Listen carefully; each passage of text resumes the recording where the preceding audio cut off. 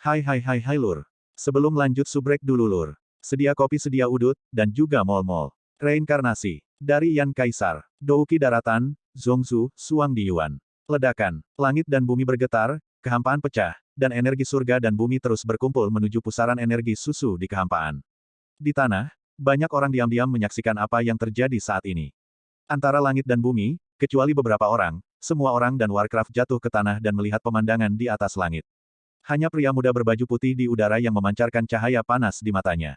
Di sepasang mata yang cerah, ada semangat juang yang penuh, yang membuat seluruh kekosongan bergetar. Ruang di sekitar tubuh pria itu terus-menerus dipengaruhi oleh perang yang melonjak, sehingga retakan keras pulih kembali. Tampaknya selama Anda menambahkan kekuatan, seluruh ruang akan berantakan dalam sekejap. Ketika Anda melihat dua sosok yang berdiri di samping Anda penuh dengan seruan. Orang kuat yang melawan kaisar benar-benar sangat kuat. Hanya munculnya semangat juang dalam tubuh akan menyebabkan gegar otak terus-menerus dan pecahnya ruang. Kaisar bertarung yang kuat memang puncak semangat juang yang sebenarnya di daratan. Di belakang pria muda berbaju putih, 4 pria dan 3 wanita, dan 3 anak yang tampak berusia 11 atau 12 tahun, berdiri dengan tenang. Beberapa anak mengelilingi kedua wanita cantik itu dengan tangan mereka. Kedua bayangan indah itu juga sedikit membungkuk dan mengulurkan tangan mereka untuk menggendong seorang anak kecil di lengan mereka. Hanya satu dari mereka yang tampaknya adalah gadis kecil berusia 13 atau 14 tahun, yang masih berdiri di atas kehampaan dengan kaki di udara dan melihat napasnya. Mau tidak mau akan terkejut. Gadis kecil, yang baru berusia 14 atau 15 tahun, sebenarnya telah mencapai tahap akhir dari duet bintang 8. Kekuatan seperti itu, bahkan jika kita melihat seluruh benua pertempuran, hanya dapat ditandingi oleh segelintir orang. Orang-orang muda memiliki kekuatan yang mengerikan. Sulit membayangkan betapa dahsyatnya kekuatan mereka di masa depan. Namun meski begitu, gadis kecil saat ini, matanya yang cerah dan indah, menatap ke belakang di depannya. Itu tidak terlihat begitu lurus. Ada air yang berkilauan di sekitar matanya. Adegan ini juga muncul pada beberapa anak dan 2 wanita cantik di sampingnya. Mata merahnya membuat mereka tidak tega melihat punggung di depan mereka lagi, karena takut mereka benar-benar menangis. Namun, jika mereka tidak melihatnya, mereka lebih takut tidak akan pernah memiliki kesempatan untuk bertemu dengannya di masa depan. Mereka takut dalam sekejap mata, sosok di depan mereka tiba-tiba menghilang dan tidak pernah ditemukan kembali. Lagi pula, apa yang akan terjadi hari ini tidak diketahui oleh mereka dan dia. Kedua wanita cantik itu menatap pria muda berbaju putih dengan cahaya di mata mereka. Bibir kemerahan mereka menghilang bersama. Di mata indah mereka yang sedikit kemerahan, mereka menunjukkan cahaya enggan. Meskipun mereka ingin mengatakan sesuatu, mulut mereka masih tersumbat. Untuk pria di depan mereka, yang bisa mereka lakukan hanyalah mempercayai mereka dengan sepenuh hati. Percaya pada kekuatannya, kekhawatiran seharusnya tidak muncul di benaknya. Selama mereka percaya pada kekuatannya, tidak ada keraguan. Akhirnya tunggu sampai hari ini. Sepertinya tebakan leluhur benar. Doudi bukan akhir dunia. Memang ada puncak di atas Doudi. Xiao Yan menatap botol giok di tangannya. Ada api berbeda yang indah berkobar di kedalaman pupilnya, dan raut wajahnya semakin panas saat ini. Pada saat ini, Xiao Yan jelas merasa bahwa semangat juang di tubuhnya mulai berfluktuasi dengan hebat. Perasaan yang tidak muncul selama lebih dari 10 tahun membuat hati Xiao Yan panas saat ini. Sayangnya, jika aku ada di sana ketika Xiao Xuan menerobos, dia mungkin tidak menghilang di antara langit dan bumi. Di satu sisi, Gu Yuan, yang mendengar apa yang dikatakan Xiao Yan, tidak bisa menahan diri untuk tidak menghela nafas. Dia tampak malu dan menghela nafas dengan suara yang sedikit sedih. Ketika Xiao Yan mendengar ini, dia tersenyum lebar, menertawakan Gu Yuan dan menghiburnya. Hehe, ayah mertua, yakinlah bahwa leluhur Xiao Xuan tidak sepenuhnya menghilang di antara langit dan bumi. Kamu, apa yang kamu bicarakan? Xiao Xuan, dia tidak mati. Begitu Xiao Yan mengatakan ini, Gu Yuan dan Xiao Zhan yang berdiri di sampingnya terkejut, dan bahkan mata Zhu Kun berbinar. Selama bertahun-tahun, dia juga telah mendengar banyak tentang Xiao Xuan, dan dia mengaguminya. Saat ini, dia secara alami sangat senang mengetahui bahwa Xiao Xuan tidak mati. Sampai setelah mengukir film yang bagus, Gu Yuan bertanya pada Xiao Yan dengan sedikit gemetar dan kegembiraan dalam suaranya. Yang mereka tahu hanyalah bahwa untuk membantu jiwa Xiao Yan menerobos sistem surga yang sempurna, Xiao Xuan memasuki kekaisaran, membakar sisa jiwanya, bertarung dengan roh makam hari itu, dan kemudian menghilang di antara langit dan bumi. Tetapi mereka tidak tahu bahwa Xiao Yan mengumpulkan asal-usul jiwanya, jadi mereka sangat terkejut ketika mengetahui berita itu. Setelah Xiao Yan menjelaskan alasannya, mereka mengerti. Haha, aku tahu dia bisa bertahan hidup dengan bantuan makam surgawi dalam keadaan seperti itu di awal. Bagaimana dia bisa mati begitu saja? Haha. Gu Yuan, yang mengerti semua ini, juga tertawa dengan berani. Seluruh orang tampak menjadi jauh lebih muda dalam sekejap. Xiao Yan juga tersenyum. Dia tahu bahwa Gu Yuan selalu merasa kasihan atas kehancuran keluarga Xiao. Bagaimanapun, keluarga Xiao juga merupakan sekutu keluarga Gu. Namun, segera setelah Xiao Xuan meninggal, keluarga Xiao dihancurkan, tetapi keluarga kuno tidak memberikan banyak bantuan. Gu Yuan diblokir oleh para tetua keluarga. Pemimpin keluarga kuno juga tidak berdaya dan merasa sangat bersalah. Dalam hatinya, dia selalu merasa bahwa keluarga kuno berutang sesuatu kepada keluarga Xiao. Meskipun Xiao Yan telah menjadi kaisar dan keluarga Xiao telah bangkit kembali dengan kuat, rasa bersalahnya terhadap para martir keluarga Xiao tidak berkurang banyak. Sekarang dia mendengar bahwa Xiao Xuan tidak mati, masih ada kemungkinan kebangkitan, dan rasa bersalahnya secara alami menghilang. Selama Xiao Xuan bangkit dan melihat bahwa keluarga Xiao masih hidup dan lebih kuat daripada ketika dia ada di sana, semuanya tidak akan berarti apa-apa. Tidak peduli apa yang akan dikatakan Xiao Xuan pada saat itu, dia dapat memiliki alasan yang cukup untuk menghadapinya. Haha, tapi Xiao Yan, kamu adalah anak laki-laki sejati. Kamu tidak mengatakan hal besar sebelumnya. Kamu membuatku merasa bersalah selama bertahun-tahun. Apakah kamu ingin dengan sengaja membalas dendam padaku? Ketika kamu kembali, aku akan meminta Anda untuk meminta maaf kepada saya. Telapak tangan besar Gu Yuan menamparkan bahu Xiao Yan, matanya menatap Xiao Yan dengan erat, dan mulutnya tertawa dan bercanda.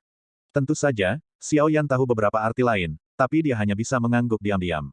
Sepertinya dia menyadari pikiran Xiao Yan di mulutnya. Gu Yuan segera mengerutkan kening dan ingin mengatakan sesuatu lagi, tetapi Xiao Yan mengalihkan suaranya, tersenyum dan berkata lagi. Ayah mertuaku, aku tidak bermaksud melakukannya, tetapi selama bertahun-tahun, aku tidak yakin.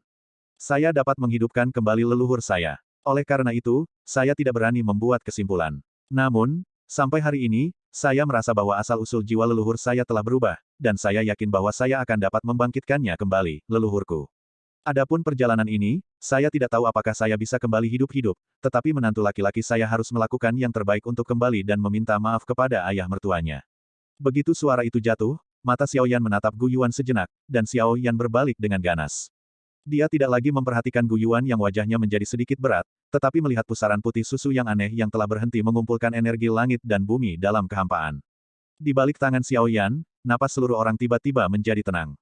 Seperti orang biasa tanpa kultivasi, matanya melihat pusaran energi putih hanya beberapa meter darinya, seolah-olah dia ingin melihat melalui pusaran energi putih sepenuhnya.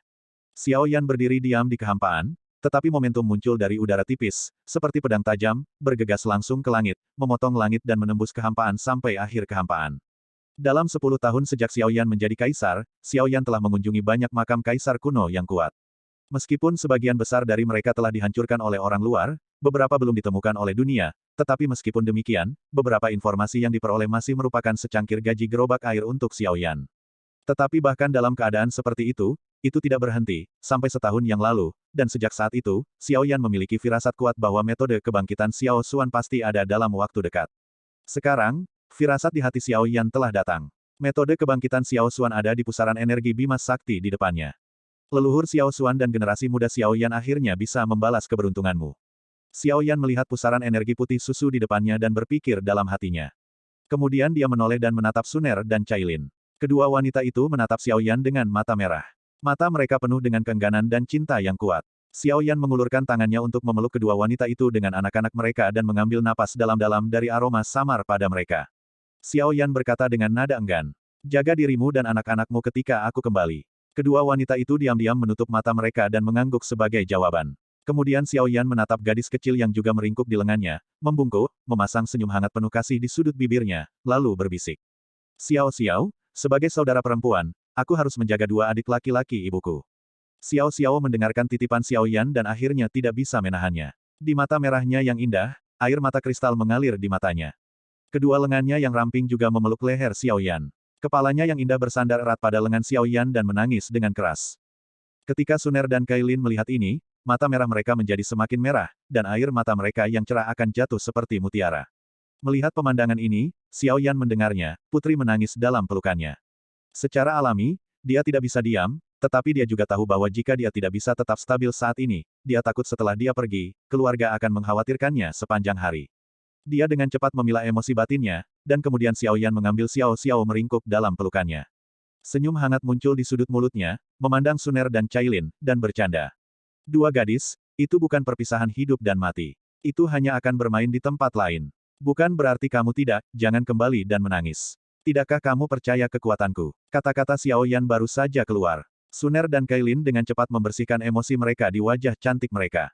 Mereka saling memandang dan tersenyum enggan. Kemudian mereka meletakkan Xiao Xiao di lengan Xiao Yan, menyeka air mata di wajah merah mudanya, dan dengan lembut mengirimkannya antara Suner dan Kailin. Segera setelah mereka berbalik, mereka melihat orang tua kedua tidak jauh di belakang mereka. Kedua tetua ini tampaknya menjadi dua tokoh terpenting di jalur pertumbuhan Xiao Yan. Pertama, ayahnya, Xiao Zhan. Sebelum dia menjadi akrab dengan Yao Lao, Xiao Zhan sangat percaya padanya di jalur pertumbuhannya, baik sebelum, selama atau setelah 3 tahun membuang waktu. Xiao Zhan ditangkap oleh klan jiwa, yang bisa dikatakan sebagai hal yang paling disesalkan Xiao Yan. Jika dia tidak muda dan sembrono pada waktu itu, ayahnya tidak akan ditangkap. Tentu saja, di sisi lain, jika Xiao Zhan tidak ditangkap, itu akan memberi Xiao Yan lebih banyak motivasi dan keinginan untuk mendapatkan kekuatan. Aku takut dia tidak akan tumbuh begitu cepat. Sulit untuk mengatakan apakah itu berkah atau kutukan. Yang kedua adalah orang yang memiliki pengaruh terbesar pada Xiao Yan dan juga Yao Lao yang paling penting. Jika bukan karena level terendah 3 tahun Xiao Yan, Yao Lao tidak akan bangun. Jika bukan karena terendah 3 tahun Xiao Yan tidak akan tahu bagaimana menanggungnya. Jika bukan karena 3 tahun itu, Xiao Yan tidak akan membentuk fondasi kultivasi yang baik. Jika bukan karena 3 tahun itu, Xiao Yan mungkin tidak akan memutuskan pertunangannya dengan Nalan Yanran, atau dia mungkin tidak akan memenangkan Yun Lanzong. Setelah 3 tahun membuang kayu bakar, Xiao Yan mendapat nama limbah, yang diabaikan dan disalahgunakan oleh ribuan orang.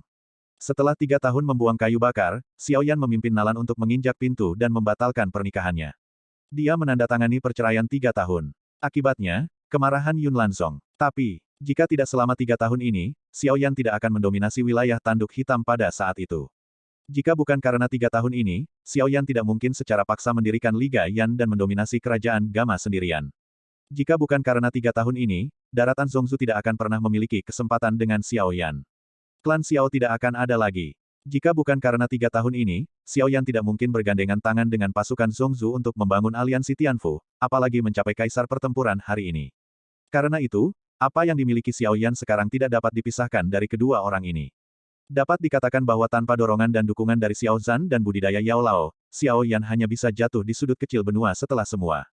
Daratan yang indah hanya bisa menjadi tempat yang dia dambakan di dalam hatinya. Yao Lao dan Xiao Zhan, Yao Lao telah mencapai duel Sein bintang 6 setelah bertahun-tahun. Meskipun Xiao Zhan kuat, Xiao Zhan juga telah mencapai titik duel Sein bintang 3. Sekarang, mereka berdua adalah orang kuat teratas di daratan pertempuran. Tentu saja, meski begitu, ada banyak orang yang lebih kuat di daratan daripada mereka, tetapi tidak ada yang akan tidak menghormati mereka. Sekarang, dengan status mereka, bahkan pemimpin keluarga Yiyan, mereka tidak bisa dibandingkan dengan mereka. Bukan untuk hal lain, hanya karena Xiao Yan, orang kuat tertinggi yang menyelamatkan seluruh benua pertempuran. Xiao Yan menatap kedua lelaki tua itu dan tiba-tiba menekuk lututnya. Dia berlutut dalam kehampaan. Melihat lurus ke bawah, semua orang mengaguminya. Dia juga iri pada Yao Lao dan Xiao Zhan, yang begitu kuat dan berbakti kepada guru mereka. Old Yao dan Xiao Zhan melihat pemandangan ini. Meskipun mereka ingin membantu Xiao Yantang adalah orang kuat yang berperang melawan kaisar. Puncak sebenarnya di benua itu ada. Apa yang ingin dilakukan orang kuat itu adalah sesuatu yang bisa mereka hentikan. Oleh karena itu, kedua tetua hanya bisa menyaksikan Xiao Yan bersujud 10 kepala. Terima kasih atas kebaikan pengasuhan ayahmu, terima kasih atas kebaikan guru yang mengajar. Anak itu tidak berbakti dan tidak bisa melayani orang tua kedua. Semoga orang tua kedua bisa merawat tubuhnya di masa depan. Jangan bekerja terlalu keras dan fokus pada tubuhnya sendiri. Xiao Yan tiba-tiba berkata, wajah lelaki tua itu penuh dengan senyum puas selama bertahun-tahun, dan matanya juga penuh dengan air mata putih. Jika seseorang hidup untuk seumur hidup, itu dapat dianggap sebagai kehidupan yang berharga untuk memiliki generasi muda yang luar biasa dan terhormat. Setelah berterima kasih kepada kedua tetua atas pengasuhan dan pengajaran mereka, Xiao Yan menoleh untuk melihat Zukun dengan ekspresi iri di wajahnya, menatapnya dengan curiga dan bertanya. Paman Zukun, saya tidak tahu apa yang Xian lakukan sekarang. Xiao Yan tahu bahwa semua orang enggan untuk menyerah, yang terlihat dari fakta bahwa dokter tidak datang. Oleh karena itu, nada kata-kata Xiao Yan juga sedikit meminta maaf. Hehe, keponakan Xiao Yan, kamu tidak perlu bertanya tentang ini. Gadis kecil itu tidak mau menyerah padamu. Kamu tidak perlu memikirkannya. Kamu akan mengetahuinya di masa depan. Kamu bisa pergi dengan tenang, haha. Tapi apa yang tidak diharapkan Xiao Yan adalah bahwa jawaban Zukun benar-benar berbeda dari apa yang dia pikirkan. Ketika dia melihat mata Zukun yang percaya diri, dia tidak mengatakan apa-apa lagi, tetapi membalikkan tubuhnya ke suatu arah, menghadap kerabat dan teman yang telah membantunya di awal, dan matanya menyapu satu persatu dari mereka. Liu Qing, Wu Hao dan yang lainnya dapat melihat bahwa setelah beberapa napas, Xiao Yan menghadap mereka, memeluk mereka dengan kedua tangan dan membungkuk dalam-dalam ke arah mereka. Tanpa melihat ke belakang, dia berbalik dan berjalan menuju pusaran energi putih susu yang tergantung di kehampaan. Orang-orang di belakangnya tertegun sejenak dan akhirnya tenang. Mereka melihat sosok putih Xiao Yan yang hendak memasuki pusaran. Tiba-tiba, mereka semua sedikit membungkuk, memeluk tinju mereka dan melengkung ke arah Xiao Yan. Pada saat yang sama, mereka berteriak serempak. Selamat kepada Kaisar Yan! Selamat kepada Kaisar Yan! Selamat kepada Kaisar Yan! Teriakan itu tidak berhenti sampai Xiao Yan menghilang untuk waktu yang lama. Saat berteriak, tidak ada yang menggunakan semangat juangnya dan hanya menggunakan suara maksimal aslinya. Ini adalah semacam penghormatan bagi para penyembah, tetapi dengan cara ini, momentumnya masih mengguncang seluruh benua.